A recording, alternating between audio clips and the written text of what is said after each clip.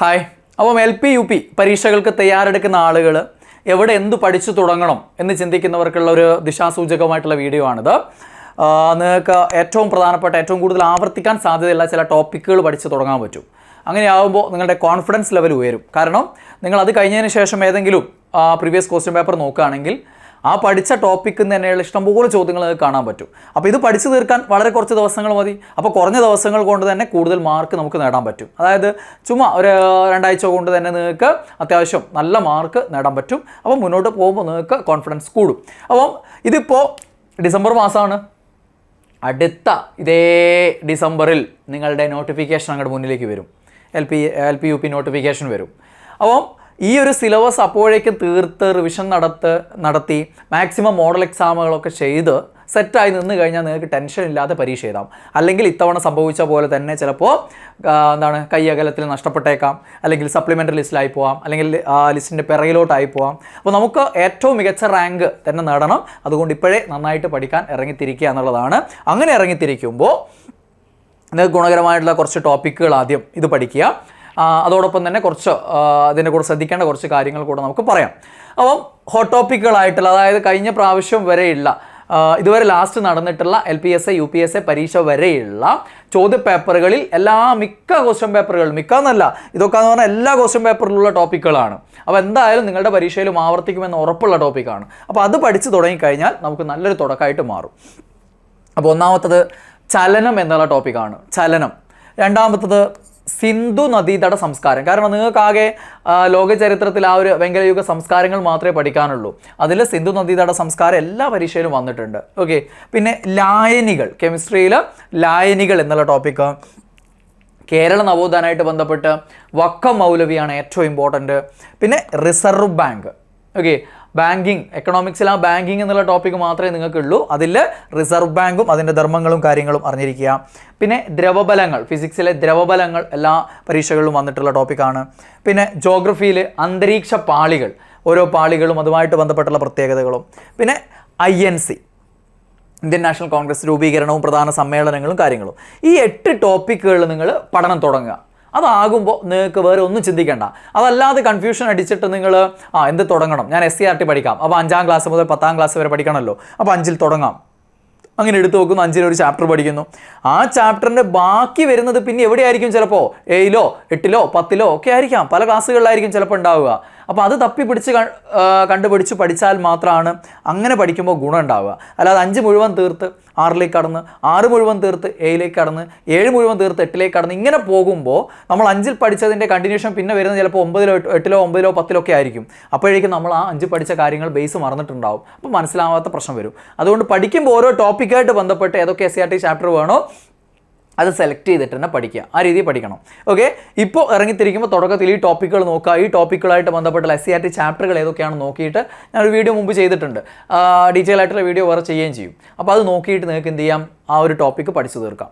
അപ്പോൾ ഇനി പഠിക്കാൻ ഇറങ്ങുന്ന സമയത്ത് ഇവിടെ ശ്രദ്ധിക്കേണ്ട കാര്യങ്ങൾ, ഈ ചാപ്റ്ററുകളൊക്കെ നോക്കുന്ന സമയത്ത് അതേപോലെ ഹോട്ട് ടോപ്പിക്സ് പഠിച്ച് ബാക്കി സിലബസ് ഏരിയയുടെ പഠനത്തിലേക്ക് ഇറങ്ങുമ്പോൾ സമയത്ത് നിങ്ങൾ ചെയ്യേണ്ട കാര്യങ്ങൾ, നിങ്ങൾ വീട്ടിലിരുന്ന് പഠിക്കുന്നവരുടെ കാര്യങ്ങളാണ് പറയുന്നത്. നിങ്ങൾ എൻട്രിയിൽ ചേർന്ന് പഠിക്കുകയാണെങ്കിൽ, ഇപ്പോൾ എൻ്റെ ഒരു LPUP ഗോൾഡ് ബാച്ച് ഇപ്പോൾ സ്റ്റാർട്ട് ചെയ്യുന്നുണ്ട്, അതിൽ ചേർന്ന് പഠിക്കുകയാണെങ്കിൽ ഇതൊന്നും ചിന്തിക്കേണ്ട. നിങ്ങൾ ആ തരുന്ന കാര്യങ്ങൾ അതേപോലെ അങ്ങോട്ട് പഠിച്ചാൽ മതി. ഓരോ ദിവസവും തരുന്ന കാര്യങ്ങൾ കൃത്യമായിട്ട് അങ്ങ് പഠിച്ചാൽ മതി. അവിടെയും നമ്മൾ ഹോട്ട് ടോപ്പിക്സ് പഠിച്ചിട്ട് തന്നെയാണ് തുടങ്ങുക. ഓക്കെ. അപ്പോൾ വീട്ടിലിരുന്ന് പഠിക്കുകയാണെങ്കിൽ 5 മുതൽ 10 വരെയുള്ള SCRT പാഠപുസ്തകങ്ങൾ പുതിയ ബുക്കും അതേപോലെ തന്നെ പഴയതും പഠിക്കണം. നിർബന്ധമായിട്ടും പുതിയതും പഴയതും പഠിക്കണം. ഇവിടെ നിന്ന് തന്നെയാണ് SCRT 5 മുതൽ 10 വരെയുള്ള കാര്യങ്ങളിൽ നിന്നാണ് ഒരു 90%, അതായത് കംപ്ലീറ്റ് നിങ്ങൾക്ക് വേണ്ട, നിങ്ങളുടെ സിലബസ് അനുസരിച്ച് വേണ്ട ആ ചാപ്റ്ററുകൾ. അതിൽ ഫിസിക്സ്, കെമിസ്ട്രി, ബയോളജി ഏകദേശം കംപ്ലീറ്റ് ചാപ്റ്ററും വേണം ആ സിലബസ് വെച്ച് നോക്കുകയാണെങ്കിൽ. പക്ഷേ സോഷ്യൽ സയൻസിൽ ഫുൾ ചാപ്റ്റേഴ്സ് നമുക്ക് ആവശ്യമില്ല. അപ്പോൾ അത് സെലക്ട് ചെയ്ത് പഠിച്ചു കഴിഞ്ഞാൽ 90% മാർക്കും, മൊത്തം പരീക്ഷയുടെ GKയുടെ സിലബസിലെ 90% മാർക്കും നിങ്ങൾ ഉറപ്പിച്ചു കഴിഞ്ഞു എല്ലാ പരീക്ഷകളിലും. ബാക്കി 5% കിടക്കുന്നത് എവിടെയാണ്? ഹയർ സെക്കൻഡറിയിലാണ്. 5%-ഓളം ചോദ്യങ്ങൾ, അതായത് മൊത്തമുള്ള ചോദ്യങ്ങളുടെ നിങ്ങൾക്കറിയാം 45ഉം 55ഉമാണ്.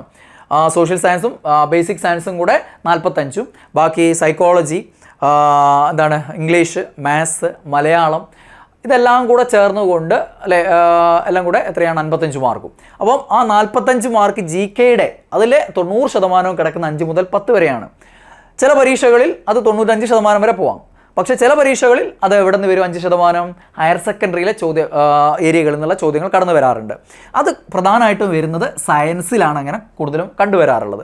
ഫിസിക്സിലും കെമിസ്ട്രിയിലും മിക്കവാറും ചോദ്യപേപ്പറുകളിൽ കെമിസ്ട്രിയിലാണ് ഹയർ സെക്കൻഡറി എന്നുള്ള ചോദ്യങ്ങൾ വന്നിട്ടുള്ളത്. ഒന്നോ രണ്ടോ ചോദ്യങ്ങളൊക്കെ ഉണ്ടാവുള്ളൂ, 1, 2, 3 മാക്സിമം അങ്ങനെയൊക്കെ ഉണ്ടാവുള്ളൂ. പക്ഷെ അത് ഹയർ സെക്കൻഡറിയിൽ നിന്ന് കടന്നു വരാറുണ്ട്. വളരെ അപൂർവമായിട്ടാണ് സോഷ്യൽ സയൻസിൽ ഹയർ സെക്കൻഡറിയിൽ നിന്നൊക്കെയുള്ള ചോദ്യങ്ങൾ വന്നിട്ടുള്ളത്. വളരെ അപൂർവമായി മാത്രമാണ്. ഓക്കെ, അപ്പോൾ 5% ചോദ്യങ്ങൾ ഹയർ സെക്കൻഡറിയിൽ നിന്ന് വരും. അത് സെലക്റ്റീവ് സ്റ്റഡി നടത്തണം. ബാക്കി 5% ചോദ്യങ്ങൾ മാത്രമാണ് എന്തിലില്ലാത്തത് വരുന്നത്? SCERT ഇല്ലാത്തത് വരുന്നത്. അതുകൊണ്ട് നിങ്ങൾ ഫസ്റ്റിൽ തന്നെ പഠിക്കുന്ന സമയത്ത് SCERT ഒന്നും ഇല്ലാത്ത കണ്ടന്റുകൾ പഠിച്ച് കയറ്റുന്നതിൽ വലിയ കാര്യമില്ല. നിങ്ങളൊരു ടോപ്പിക് എടുത്തു വെച്ചിട്ട് ആ ടോപ്പിക്കിൻ്റെ SCERT അത് അങ്ങോട്ട് കംപ്ലീറ്റ് ചെയ്താൽ മതി. അല്ലാതെ അതിലില്ലാത്ത റാങ്ക് ഫയൽ മാത്രം കാണുന്ന കുറേ കാര്യങ്ങളുണ്ടാവും. ഇതൊക്കെ അഡീഷണൽ ആയിട്ട് പിന്നീട് പഠിക്കേണ്ട സാധനങ്ങളാണ്. തുടക്കത്തിൽ നിങ്ങൾ വെറുതെ തലയിൽ കയറ്റി വെക്കണ്ട. കാരണം ആ ലെവലിൽ അതിനൊരു ഇമ്പോർട്ടൻസ് ഉള്ളൂ. അതും ചില പരീക്ഷകളിലാണ് 5%.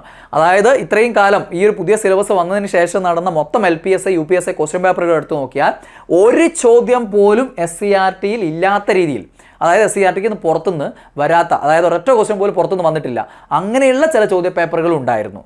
പിന്നെ ഭൂരിഭാഗം ക്വസ്റ്റ്യൻ പേപ്പറിൽ ചിലപ്പോൾ 5% വരെ വന്നേക്കാം എന്നുള്ളതാണ്. ഓക്കെ, 5%, 5 ചോദ്യം എന്നല്ലേ, 45ൻ്റെ 5% വരെ എന്ന് പറയുമ്പോൾ അല്ലേ, വളരെ ചെറിയ എണ്ണം ചോദ്യങ്ങളേ ഉണ്ടാവുള്ളൂ. 2-3 ചോദ്യങ്ങളൊക്കെയാണ് ഉണ്ടാവുക. ഓക്കെ, 1-2 ചോദ്യങ്ങൾ എന്നുള്ള രീതിയിൽ വളരെ അപൂർവമായിട്ട് കടന്നു വരാറുണ്ട്. അപ്പോൾ അതൊന്ന് ശ്രദ്ധിക്കുക എന്നുള്ളതാണ്. പിന്നെ SCERT പുറത്തിൻ്റെ കാര്യം ഞാൻ പറഞ്ഞു. അത് സോഷ്യൽ സയൻസിൽ നിന്ന് ചോദ്യങ്ങൾ വരാറുള്ള ഭാഗങ്ങൾ അത് ഏതൊക്കെയാണെന്നുള്ളതാണ് ഇവിടെ കൊടുത്തിരിക്കുന്നത്. ഓക്കെ, ആ സോഷ്യൽ സയൻസിൽ നിന്ന് വളരെ അപൂർവമായിട്ട് ഹയർ സെക്കൻഡറി വരെയുള്ളതാണ് വരാറ്. അതിനപ്പുറം അല്ലെങ്കിൽ SCERT ഇല്ലാത്ത രീതിയിലുള്ള കാര്യങ്ങൾ വരുന്നത് വളരെ അപൂർവമായിട്ടാണ്. അത് വന്നിട്ടുള്ളത് ഈ ഏരിയകളിൽ നിന്നൊക്കെയാണ്. വല്ലപ്പോഴും ചിലപ്പോൾ ഇതിൽ നിന്നൊരു ചോദ്യം, ചിലപ്പോൾ ഇതിൽ നിന്നൊരു, അങ്ങനെ ഏതെങ്കിലുമൊക്കെ ഏരിയ എന്നാണ്. അത് നിങ്ങൾ നോക്കിയിരിക്കേണ്ട ചില ഏരിയകളുണ്ട്. ആ ഏരിയകൾ ഞാനൊന്ന് പറയാം. കാരണം SCERT ഇല്ലാത്തൊക്കെ കുറച്ച് കാര്യങ്ങളേ ഉള്ളൂ. അപ്പോൾ കുറച്ചുകൂടി ഡീറ്റെയിൽ ആയിട്ടുള്ള ചോദ്യം വരുമ്പോൾ അത് SCERT ഇല്ലാത്ത പോയിന്റ് വെച്ച് ചോദിക്കും. അതിലൊന്നാണ് പഴശ്ശി വിപ്ലവം, മറ്റൊന്ന് വേലുത്തമ്പിയും പാലിയത്തച്ഛനും, പിന്നെ കുറിച്യ കലാപം കേരള ചരിത്രമായിട്ട് ബന്ധപ്പെട്ട്, വൈക്കം സത്യാഗ്രഹം, ഗുരുവായൂർ സത്യാഗ്രഹം. ഇതൊക്കെ SCERT +1 +2 വരെയുള്ള ചാപ്റ്റേഴ്സിലുള്ളതിനേക്കാൾ ചില പോയിന്റുകളൊക്കെ വെച്ചിട്ട് പരീക്ഷയിൽ ചോദ്യങ്ങൾ വന്നിട്ടുണ്ട്. അതുമായിട്ട് ബന്ധപ്പെട്ടുള്ള ക്ഷേത്രപ്രവേശന വിളംബരം, പിന്നെ INC, അതൊക്കെ എന്ന് പറഞ്ഞാൽ വളരെ ബേസിക് ആയിട്ടുള്ള കാര്യങ്ങൾ SCERT കുറച്ച് ഡെപ്തിലുള്ള ചോദ്യം വരുമ്പോൾ അത് SCERT കിട്ടില്ല. ഓക്കെ, ഭഗത് സിംഗ്, സുഭാഷ് ചന്ദ്രബോസ്, പിന്നെ ഗാന്ധിജി SCERT തന്നെയാണ് കൂടുതലും ചോദിക്കാറ്. കാരണം അത് അത്യാവശ്യമുണ്ട്. ഗാന്ധിജിയും സ്വാതന്ത്ര്യ സമരം എന്ന് പറഞ്ഞൊരു ചാപ്റ്റർ സ്കൂൾ ക്ലാസ്സിൽ 10 വരെയുള്ള ക്ലാസ്സിലും കിടക്കുന്നുണ്ട്. അതേപോലെ തന്നെ എവിടെയും ഉണ്ട്, ഹയർ സെക്കൻഡറിയിലും ചാപ്റ്റർ ഉണ്ട്. അതുകൊണ്ട് അതിനപ്പുറത്തേക്ക് അതിന് പഠിക്കേണ്ട ആവശ്യമില്ല. ദെൻ ഭരണഘടനയുടെ ആമുഖം, പിന്നെ നിർദ്ദേശക തത്വങ്ങൾ, ഇതൊക്കെ SCERT പുറത്തുനിന്ന് ചിലപ്പോൾ ചോദിക്കാറുണ്ട്. പിന്നെ ഔട്ട് ഓഫ് SCERT എന്നുള്ള രീതിയിൽ കേരള നവോത്ഥാനം, PSC ബുള്ളറ്റിനുള്ള കേരള നവോത്ഥാനം, അങ്ങനെ തന്നെ ഒരു പതിപ്പുണ്ടായിരുന്നല്ലോ. ആ കേരള നവോത്ഥാനത്തിൻ്റെ പ്രധാന ഓരോ നവോത്ഥാന നായകരെയും കുറിച്ചുള്ള ഡീറ്റെയിൽ ആയിട്ടുള്ള കാര്യങ്ങൾ അടങ്ങിയ ഒരു പതിപ്പുണ്ടായിരുന്നു. ആ ഒരു പതിപ്പിലെ കേരള നവോത്ഥാന നായകരെക്കുറിച്ചും അറിഞ്ഞിരിക്കുക. ഇതാണ് സോഷ്യൽ സയൻസിൻ്റെ ഔട്ട് ഓഫ് SCERT എന്ന് പറയുന്നുള്ള രീതിയിലുള്ള കാര്യങ്ങൾ. സയൻസിൽ നിങ്ങൾ SCERT പുറത്ത് ഒരു സാധനം നോക്കണ്ട. SCERT മീൻസ് 5 to 10 90% കിടക്കുന്നത്. ചിലപ്പോൾ ചെറിയൊരു ശതമാനം ചോദ്യങ്ങൾ എവിടെ നിന്ന് വരാം? ഹയർ സെക്കൻഡറിയിൽ നിന്ന് വരാം. ഹയർ സെക്കൻഡറിയിൽ നിന്ന് വന്നാൽ അത് കൂടുതൽ പരീക്ഷയിൽ മുമ്പ് വന്നിട്ടുള്ളത് ഫിസിക്സോ അല്ലെങ്കിൽ കെമിസ്ട്രിയാണ്. പ്രത്യേകിച്ചും കെമിസ്ട്രിയാണ്. ബയോളജിയിൽ നിന്ന് അങ്ങനെ വരാറില്ല.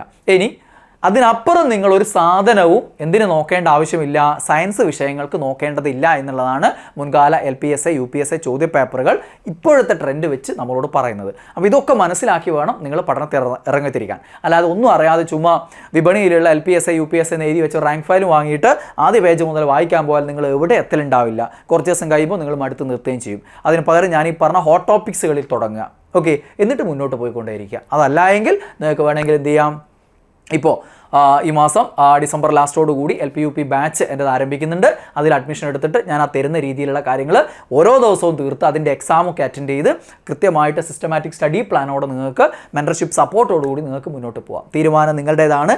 എന്ത് തന്നെയായാലും അടുത്ത ഡിസംബറിൽ നോട്ടിഫിക്കേഷൻ വന്നതിന് ശേഷം പിന്നീട് പഠിച്ച് നേടാമെന്ന് വിചാരിച്ച് കഴിഞ്ഞാൽ അത് നടക്കില്ല. കാരണം ഞാൻ ഒരിക്കൽ കൂടെ ഈ പറയുന്ന കാര്യം നിങ്ങൾ മനസ്സിൽ എഴുതി വെച്ചോ, കോറിയിട്ടോളൂ. കാരണം എന്താണ്, അതായത് ആരും ചെയ്യാത്ത എന്തൊക്കെയോ കാര്യങ്ങൾ പ്രത്യേകമുണ്ട് എന്നറിഞ്ഞ് അത് ചെയ്യുന്നവരല്ല ആദ്യ റാങ്കുകൾ കരസ്ഥമാക്കുന്നത്. അങ്ങനെ പ്രത്യേകിച്ചൊരു കാര്യം ഇനി ചെയ്യാനില്ല. കാരണം ഇന്ന് സോഷ്യൽ മീഡിയ എത്ര ഡെവലപ്ഡ് ആണ്. ഓൺലൈൻ ആപ്പുകളും ഓഫ്ലൈൻ ക്ലാസ്സുകളും എല്ലാ കാര്യങ്ങളും ഇന്ന് എല്ലാവർക്കും എല്ലാ സോഴ്സുകളും അവൈലബിൾ ആണ്. അതുകൊണ്ട് തന്നെ പ്രത്യേകിച്ച് ആർക്കും അറിയാത്തൊരു പ്രത്യേക കാര്യങ്ങൾ ചെയ്യാനില്ല. അങ്ങനെ എന്തോ കാര്യം ചെയ്തിട്ടാണ് ചിലർക്ക് 1ാം റാങ്ക് ലഭിക്കുന്നത് നിങ്ങൾ വിചാരിക്കേണ്ട. ആർക്കും അങ്ങനെയുള്ള ആദ്യ റാങ്കുകൾ കരസ്ഥമാക്കുന്നവർ നിങ്ങൾ ആരും ചെയ്യാത്ത കാര്യങ്ങൾ ചെയ്ത എന്തോ സംഭവമായിട്ടുള്ള ആളുകളല്ല. സത്യത്തിൽ അവരെന്ത് മാത്രമാണ് നിങ്ങളെല്ലാവരും ചെയ്ത കാര്യങ്ങൾ അത് ഏറ്റവും ഭംഗിയായി ചെയ്തു, അത് ഏറ്റവും കൂടുതൽ തവണ ചെയ്തു എന്നുള്ളത് കൊണ്ടാണ് അവർ ആദ്യ റാങ്കുകളായിട്ട് മാറിയിട്ടുള്ളത്, ആദ്യ റാങ്ക് ജേതാക്കളായിട്ട് മാറിയിട്ടുള്ളത്. ആ തിരിച്ചറിവുണ്ടാക്കുക. അതായത് നിങ്ങൾ വിചാരിക്കും സിലബസ് കംപ്ലീറ്റ് ആക്കിയാൽ പോരെ, അതെനിക്ക് അവസാനം ആ നോട്ടിഫിക്കേഷൻ വന്നിട്ട് ചെയ്താൽ പോരെ എന്ന് വിചാരിക്കും. നടക്കൂല. കാരണം എന്താ, നിങ്ങളൊന്ന് ആലോചിച്ച് നോക്കി, ഇപ്പോഴേ സിലബസ് കംപ്ലീറ്റ് ആക്കിയാലോ ആ നോട്ടിഫിക്കേഷൻ വരുന്ന സമയത്ത് അവർക്ക് അതിനേക്കാൾ കൂടുതൽ നന്നായിട്ട് വീണ്ടും പഠിക്കാൻ പറ്റും. അപ്പം വെറും സിലബസ് മാത്രം പൂർത്തിയാക്കി കഴിഞ്ഞാൽ അവർ തമ്മിലുള്ള മത്സരത്തിൽ ഓക്കെ നിങ്ങൾ 2 തവണ സിലബസ് പൂർത്തിയാക്കിയിട്ടുണ്ടെങ്കിൽ നിങ്ങൾക്കായിരിക്കില്ലേ മുൻഗണന ലഭിക്കുക. ഇനി സിലബസ് എല്ലാവരും പൂർത്തിയാക്കിയിട്ടുണ്ടെന്ന് കരുതുക, നിങ്ങളെല്ലാവരും പൂർത്തിയാക്കിയിട്ടുണ്ട്, അതിൻ്റെ കൂടെ മാക്സിമം കൂടുതൽ നന്നായിട്ട് റിവിഷൻ നടത്തിയവരുണ്ടെങ്കിൽ അവർക്കായിരിക്കില്ലേ മുൻഗണന ലഭിക്കുക. ഇനി അതും ചെയ്ത ആളുകൾ കുറേ പേരുണ്ട്. അവരിൽ അല്ലേ കുറച്ച് പേര് എന്ത് ചെയ്തിട്ടുണ്ട്, എല്ലാ എക്സാമുകളും ഓരോ ടോപ്പിക്കും പഠിക്കുമ്പോൾ എക്സാമുകൾ, റിവിഷൻ എക്സാമുകൾ, മോഡൽ എക്സാമുകളൊക്കെ മാക്സിമം നന്നായിട്ട് ചെയ്തിട്ടുണ്ടെങ്കിൽ സ്വാഭാവികമായിട്ടും ആർക്കായിരിക്കും മുൻഗണന ലഭിക്കുക, അവരായിരിക്കും കുറേ കൂടെ മെച്ചപ്പെട്ടിട്ടുണ്ടാവുക. അപ്പോൾ ഇതൊക്കെ എല്ലാവരും ചെയ്യുന്നുണ്ട്. പഠനം, റിവിഷൻ, മാക്സിമം എക്സാമുകൾ ഇതെല്ലാവരും ചെയ്യുന്നുണ്ട്. അപ്പോൾ ഇതിൻ്റെ കൂടെ ചില മൈക്രോ ലെവൽ കാര്യങ്ങൾ കൂടെ ശ്രദ്ധിക്കാനുണ്ട്. പരീക്ഷയുടെ പഠനം മുതൽ അങ്ങോട്ടേക്ക് പരീക്ഷ എഴുതുന്നത് വരെയുള്ള കാലഘട്ടത്തിൽ ശ്രദ്ധിക്കേണ്ട കുറേ കാര്യങ്ങളുണ്ട്. ഇതൊക്കെ കൃത്യമായി നടപ്പിലാക്കുന്ന ആളുകളാണ് വിജയിക്കുന്നത്. ഇത് കൃത്യമായി നടപ്പിലാക്കുന്നവർ തന്നെ ഈ പറയുന്ന റാങ്ക് ലിസ്റ്റിൽ ഉൾപ്പെടാൻ പറ്റുന്നതിൻ്റെ എത്രയോ മടങ്ങ് ആളുകളുണ്ടാവും.